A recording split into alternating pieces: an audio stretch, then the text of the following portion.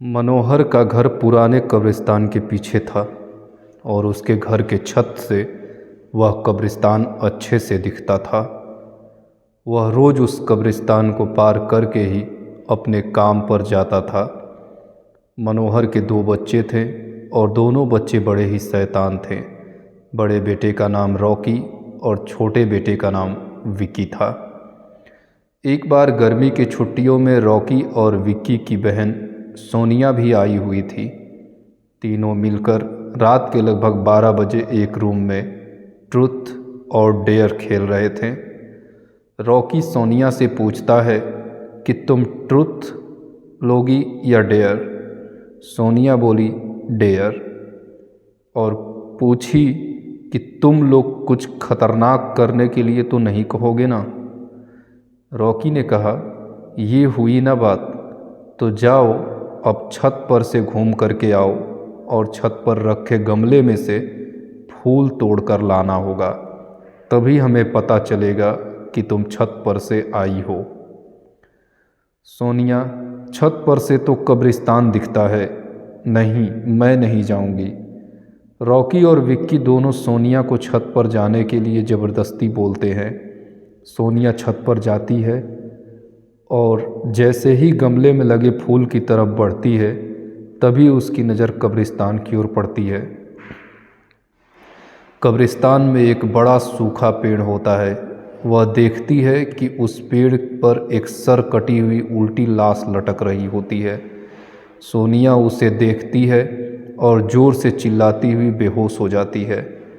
फिर जब सोनिया बहुत देर तक छत पर से नहीं लौटती है तो रॉकी और विक्की दोनों डर जाते हैं और वह छत पर जा कर के देखते हैं तो पाते हैं कि सोनिया बेहोश पड़ी है।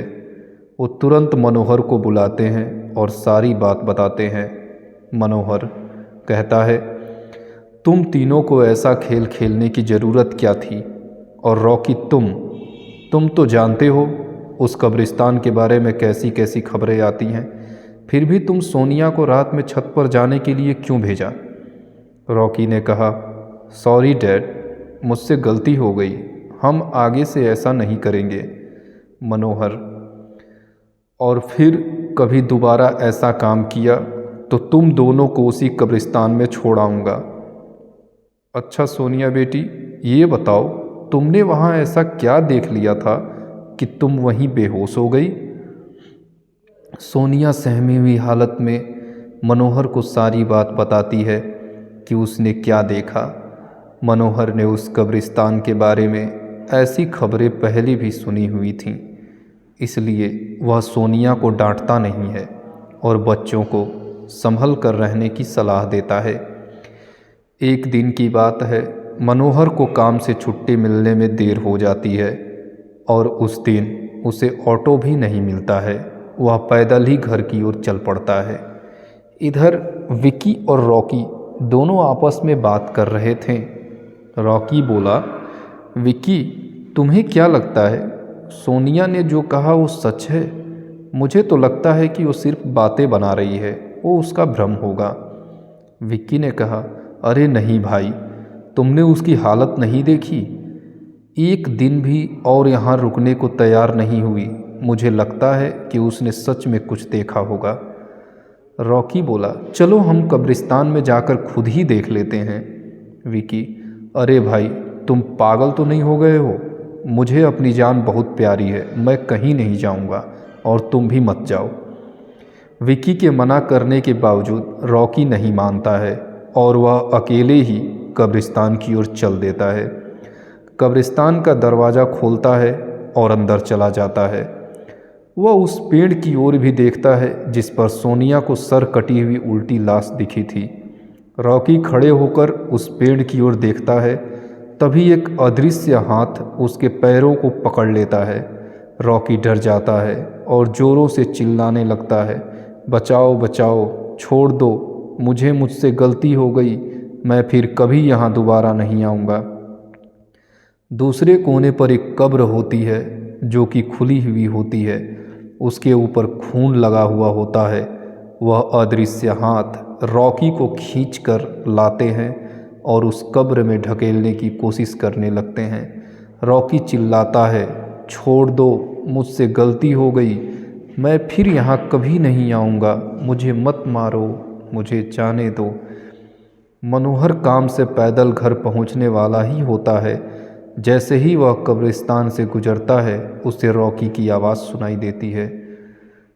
ये क्या, ये तो रॉकी की आवाज़ लगती है, ये तो कब्रिस्तान से आ रही है, मुझे जाकर देखना चाहिए। मनोहर कब्रिस्तान में चारों ओर देखता है लेकिन रॉकी कहीं नहीं दिखाई देता। वह घर लौट कर आ जाता है और विकी से पूछता है कि रॉकी कहाँ है। विकी ने कहा, पापा, मेरे बार बार मना करने के बावजूद भी रॉकी कब्रिस्तान में चला गया। वो जानना चाहता था कि सोनिया जो कह रही थी वो सच है या नहीं।